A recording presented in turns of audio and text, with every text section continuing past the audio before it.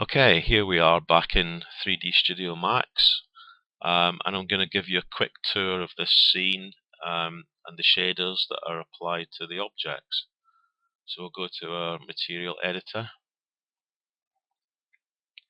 Now, in the environment slot here, we have this texture, which I googled and downloaded from the internet. It's just an environment map, but it's very blurred, so that you can't see any detail on it. It's quite good because of the stylized nature of the image. You won't get any sharp details on your reflection, um, and the colors are quite nice on it, so you should get a quite realistic looking reflection on it. This here is just a texture for the box on the floor. And all it was is a texture from cgtextures.com. And it's just a floor pattern, just something that's bright that can reflect off the metallic sections of the Canon, instead of it just being black, and makes the image look more interesting, having a reflective part underneath at the bottom of the Canon there on the barrel. This is our metal shader here. We've got our diffuse map there, which I showed you before. We've also got our specular map, which was created the same way as we did in our box tutorial.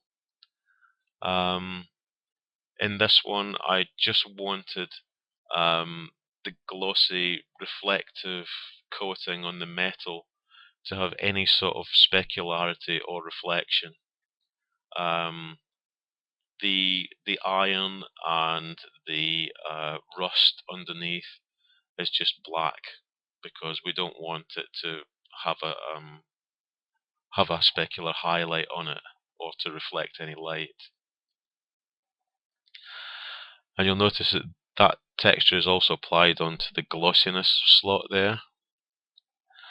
We also have a bump map here, which is set to normal bump. And in there, we've got our bump map, which was created from our diffuse map, exactly the same way as in the tutorials before. And at the bottom here, we've got a reflection map, which is quite low. It's only set to 15, and it's a mask. So we've got a ray trace for the main map, and the mask is the specular map for the Canon.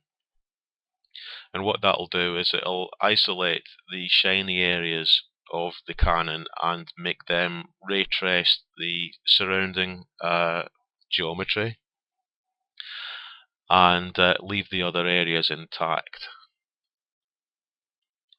We'll then move over to our wooden layer. Now this is a bit more simple. It's just our diffuse map there, and our normal map, again created exactly the same as before. I'll just show you the image there, just created from the wood there. And those are our shaders. I'll just switch our edged faces off there, and I'll display the images in the viewport.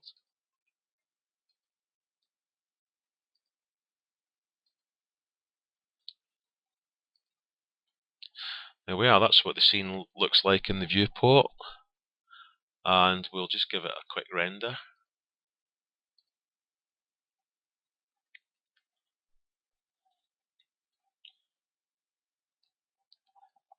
And as you can see there, it's done some nice reflections on the metal.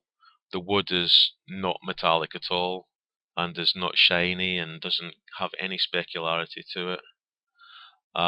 You've got some nice specular highlights coming off those two lights there, and you can see how the ambient occlusion pass is affecting where the metal meets the wood there. It's not sharp, there's a slight shadow around it, and you can also see that around where the wooden panels meet each other there.